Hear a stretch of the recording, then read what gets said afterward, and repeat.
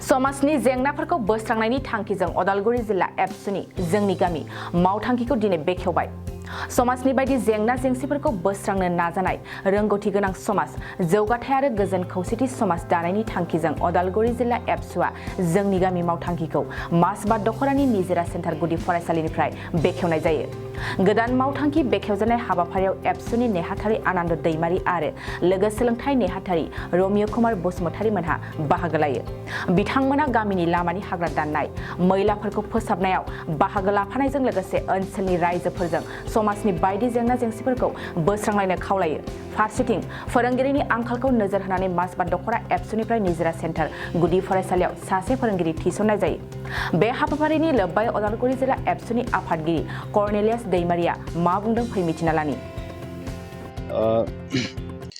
उदालगुरि जिल्ला दुलाराय बर' फरायसा आफादा दिनै मासबादनि सिङाव थानाय नैबे निजिरा सेन्टाराव जोंनि गामि होननाय मोनसे मिशन बिमुं होनानै जों मिशन मोनसे दिनै लन्च खालामदों।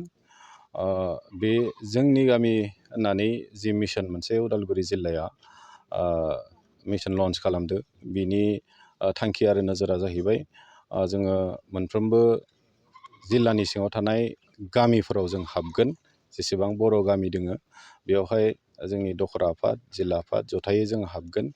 आरो हाबनानै बै गामियाव गामिनि लामा, बे गामियाव थानाय एलपि स्कुल, एमइ स्कुल बा हाइ स्कुल जि स्कुल दोङो आरो जिकुनु फसंथान बेखौ साफा खालामनाय आरो लोगोसे बै गामिनि मन्दिर, थानसालि बा गिर्जा बे कम्पाउन्डफोरखौ जों साफा खालामनाय, बेबायदि मोनसे थांखि लानानै मोनफ्रोमबो गामियाव हाबनानै रायजो राजाफोरखौ लोगो हमनाय, सावरायबोनाय मोनसे जोङो थांखि लानानै बे जोंनि गामि मिशनखौ जों लन्च खालामनाय जादों। दिनै माने अनुस्थानिक भाबै जोङो बे हाबाफारिखौ जोङो जागायबाय आरो बेवहाय माने निजिरा सेन्टारनि खाथि खाला थानाय गामिनि गामि आफादनि बिबानगिरिफोर, रायजो राजाफोर जथेस्थ'खिनि फैनानै जोंखौ हेफाजाब आरो मदद होफैदों।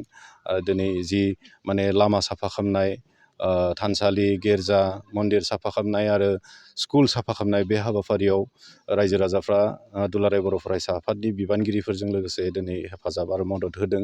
जों खोब गोजोननाय मोनदों। जि थांखि आरो उद्देश्य लानानै उदालगुरि जिल्ला दुलाराय बर' फरायसा आफादा बे जोंनि गामि मावथांखिखौ जोङो फोसावदों, दिनै जागायजेनदों।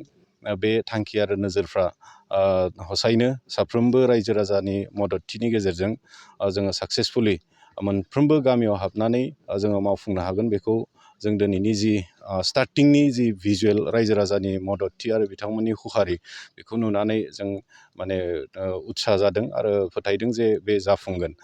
बेयावहाय जोङो बे लामा साफा खालामनाय, थानसालि, गिर्जा, मन्दिरफोर साफा खालामनाय, स्कुलफोर साफा खालामनाय, बेजों लोगोसे साफा खालामखांनानै जोबथारनायाव जि एसे जों साहा लोंलायगोन खनसे ज' जिरायनानै, बे साहा लोंलायनाय समाव बै रायजो राजाफोरनि, बै गामिफोरनि जिखिनि थासारिफोर, गामिया भुगिनानै थानाय जिखिनि थासारिफोर, बेफोर गासै थासारिफोरखौ जों बुजिनानै सावरायलायबोगोन आरो जिखिनि हायो जोङो दुलाराय बर' फरायसा आफादनिफ्राय बे थासारिफोरखौ समाधान खालामनायनि राहा लामाफोरखौ जों दिहुनज्लायनानै गामि आफादनि दैदेनगिरिफोरजों, रायजो राजाफोरजों ज' ज'यै खामानि मावलांना समाधाननि खुत्रफोरखौ जों नागिरलायना खामानि मावलांनाय जों थांखि लादों।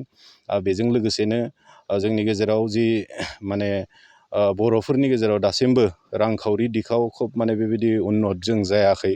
रांखावरि बिथिङाव इक'नमिकेलि जों ग्र' जानांगौ, बेखौ जोङो सावरायगोन।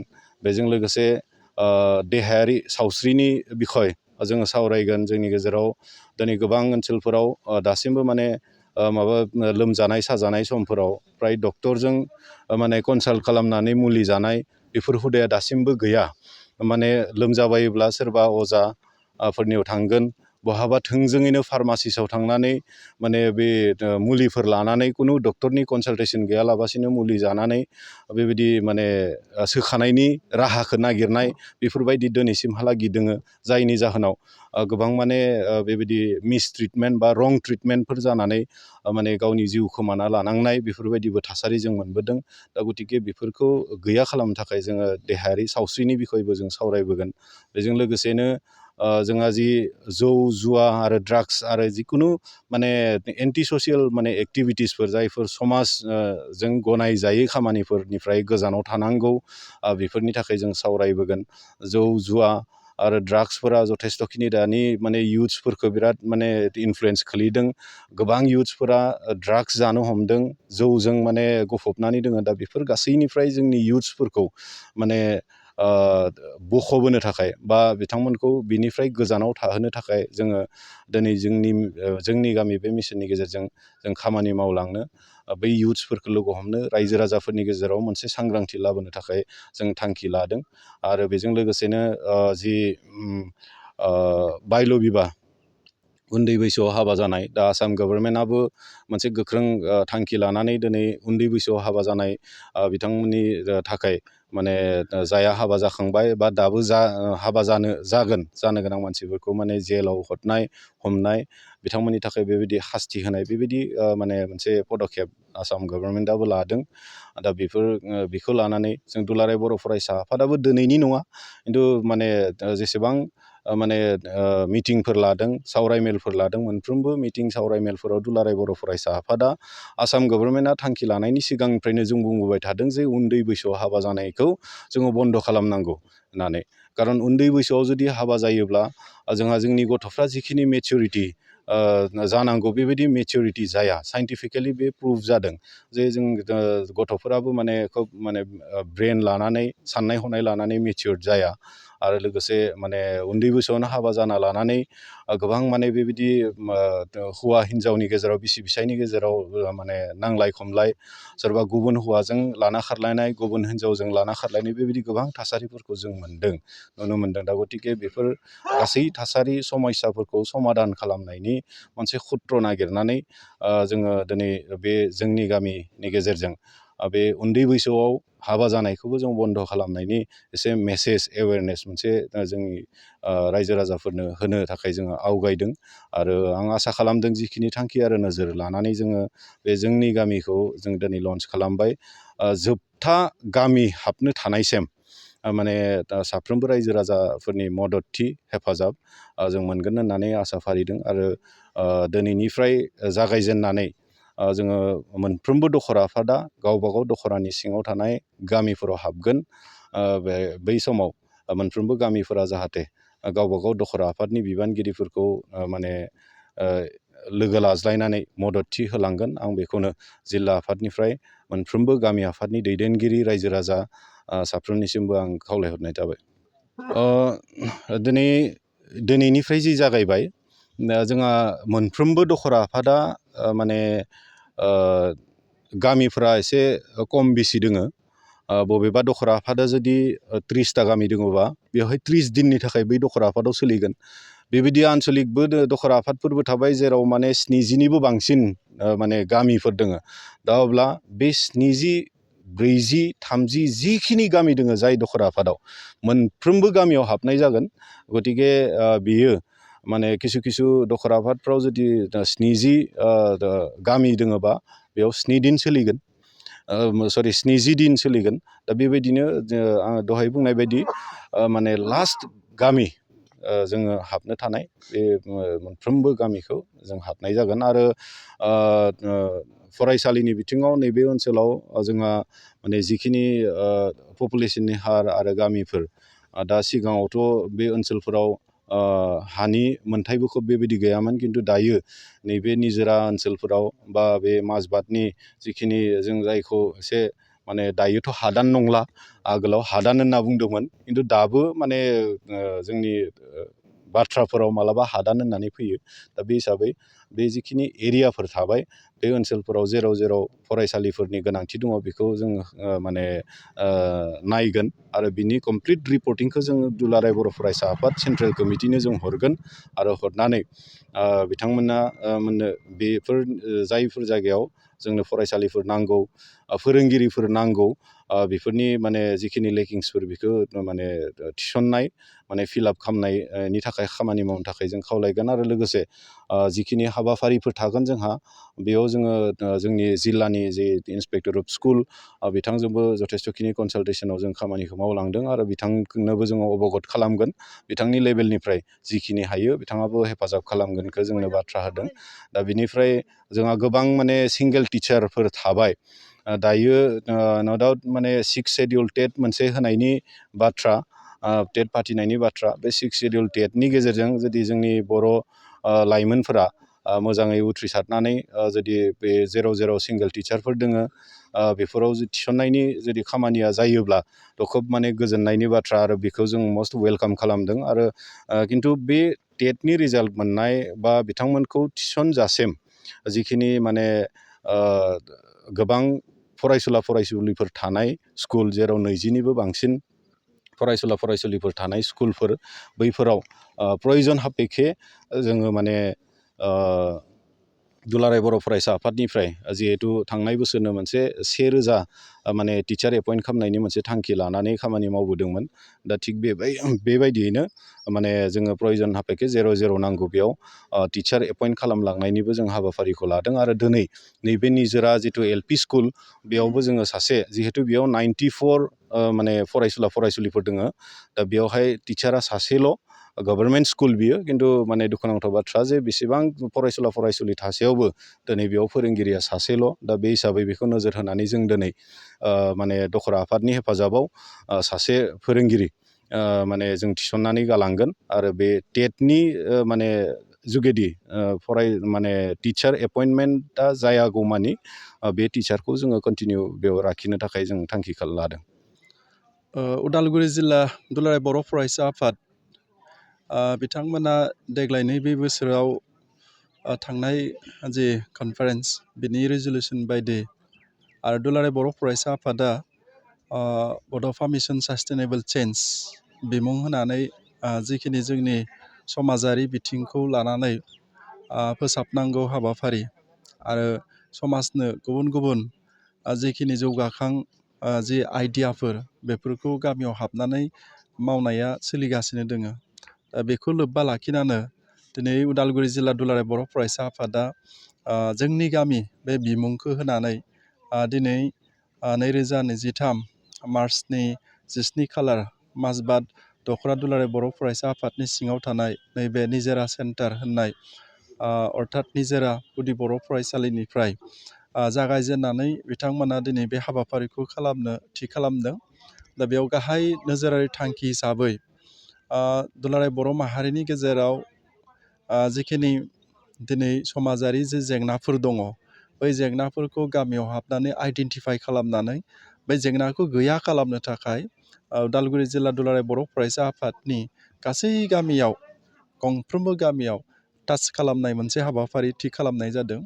दा जोंनि गामिफोरा हमनानै ला मन्दिर थानसालि गिर्जा बेफोराव बोरैहाय जोंनि समाजनि मानसिफ्रा थांनानै मोजां मोनसे आब्रुथि गोनां जायगा खालामनानै लानो थाखाय बेखौ साखोन सिखोन खालामनो थाखाय दिनै दुलाराय बर' फरायसा आफादा गामियाव हाबनानै बेखौ थि खालामनो थाखाय फोसाबलांनो थाखाय बेखौ मेसेज होलांनो थाखाय थि खालामदों। गामिनि लामाखौ आरोबाव फिनै जोंनि गामिखौ थि खालामनांगौ हिसाबै गामियाव हाग्रा थुनाय जायगाफोरखौ लामानि जेंसि जेंनाफोरखौ दाखोर दालाफोरखौ बोस्रांनानै गालांनाय आरो लोगोसेयैनो जोंनि समाजाव दासिमबो उन्दै बैसोआव हाबा जानाय बे उन्दै बैसोआव हाबा जानाय बेखौ जाहाथे समाजनि मोनसे बियो बेरेखा बा समाजनि बियो मोनसे बियादि बे बियादिखौ बोस्रांनांगौ फोजोबनांगौ होननानै जोङो गामियाव फोरोंलांनाय हाबाफारि बेखौ लानाय जादों बा बेखौ थिसनफानाय जादों। लोगोसेनो जोंनि गामि बर' गामिफ्राव बा अर्थात टाउन सोहोरनिफ्राय गोजानाव थानाय गामि ओनसोलाव थानाय गोबांथार लेखा रोङै समाजाव थानाय मानसिफ्रा दासिमबो गावनि देहायारि जि सांग्रां नङैयाव माखासे आरोबाव लोगोसेयैनो जिखिनि उन्नत रोखोमनि देहा फाहामनाय बे फाहामनायखौ लानो रोङैयाव जोङो माब्लाबा जोंनि समाजाव नुदों खोमसि फोथायनानै सोरखौबा दायना फोथायनाय बा दायना साननाय दासिमबो दङ। दा बेखौ जाहाथे साननो नाङा, बे रोखोमै मोनसे साननाया समाजनि थाखाय गाज्रि आरो बेजों समाजा बेले बेजे जायो। दा ओंखायनो बेखौ फोरोंलांनाय हिसाबै बे खोमसि फोथायनाय दायना साननायखौबो फोजोबनांगौ होननानै दिनै बे हाबाफारिजों फोरोंनानै गालांनाय जादों, बुंनाय जादों, फोसावनाय जादों। बेनिफ्राय जों गोजानाव थानांगोन आरो लोगोसेयैनो जोंनि गेजेराव दासिमबो गोदोनिफ्राय जिखिनि सोलिबोनाय जौ लोंनाय, बिनि अनगायैबो जोंनि जिखिनि यांस्टार्स फरायसाफोर, बै फरायसाफ्रा दिनै बायदिसिना जिखिनि आधुनिक जायखौ जोङो ड्राग्स होनना बुंदों, फेग्रा मुवा होननानै बुंदों, बै फेग्रा मुवाफोरनिफ्राय जोङो गोजानाव थानांगौ आरो बिथांमोनखौ बेनिफ्राय बे हाबाफारिनिफ्राय बे हेबिटनिफ्राय गोजानाव थाहोनो थाखाय खामानिफोरखौ समाजनि दैदेनगिरिफ्रा, समाजनि गोरों गोराफ्रा, समाजावनो थानाय लेखा गोरों मानसिफ्रा बेखौ बुजायलायनांगौ होननानै बिनि सायाव जों होबथानाय मोनसे हाबाफारि हिसाबै दिनै लादों। आरो लोगोसेनो जोंनि गेजेराव बे जोंनि गामि होननाय जि थांखिजों मोनफ्रोमबो बिथिङाव जिहेथुके थांना थानांगौब्ला जोङो जोंनि रांखान्थियारि जा सोलायनाय, बे सोलायनायखौ जोङो लाबोथारनांगोन। दा रांखान्थियारि सोलायनांगौब्ला जोङो जिखिनि जोंनि बर' समाजा आबाद गाहाय मोनसे समाज, बे आबाद गाहाय समाजब्ला बेखौ बोरैहाय जोङो बेखौ रांखान्थिखौ जौगाहोनो थाखाय जेरै फालांगियारि मोनसे नोजोरजों आबाद मावनो थाखाय फोरोंनाय आरो बे आबादखौनो मोनसे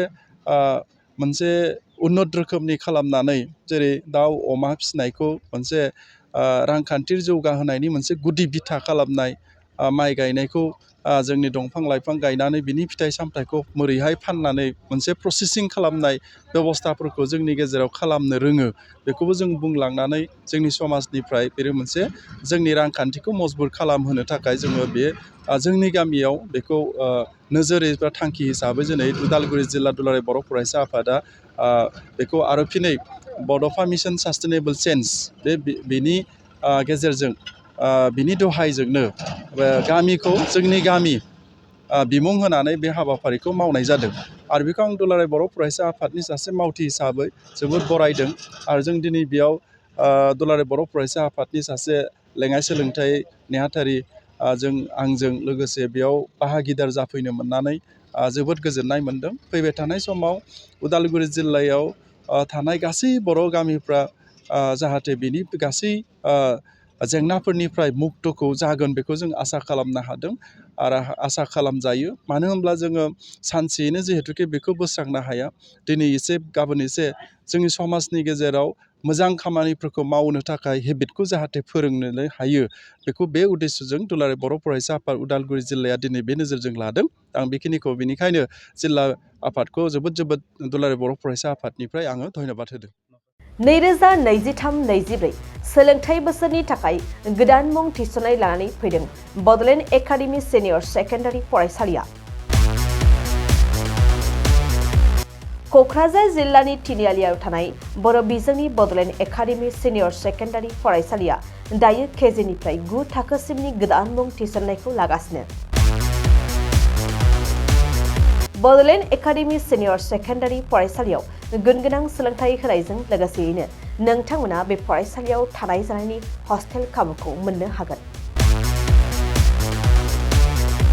बेजों लोगोसेयैनो बे फरायसालियाव एक्सट्रा टिउसन आरो इंलिश स्पिकिं कर्सखौबो फरायसाफोरनो होनाय जायो। गोसो गोनां फरायसाफोरा मुं थिसननायखौ बाङाय बेसेनावनो मोननो हागोन। बेनिखायनो बड'लेण्ड एकाडेमि सिनियर सेकेन्डारि फरायसालियाव फरायसा एबा नोंथांमोनहा मुं थिसननायनि बागै मिन्थिनोब्ला नैबे मबाइल नम्बर 9101488399 नङाब्ला थोंजों फरायसालियाव थांनानै खौरां लाहैनो हागोन।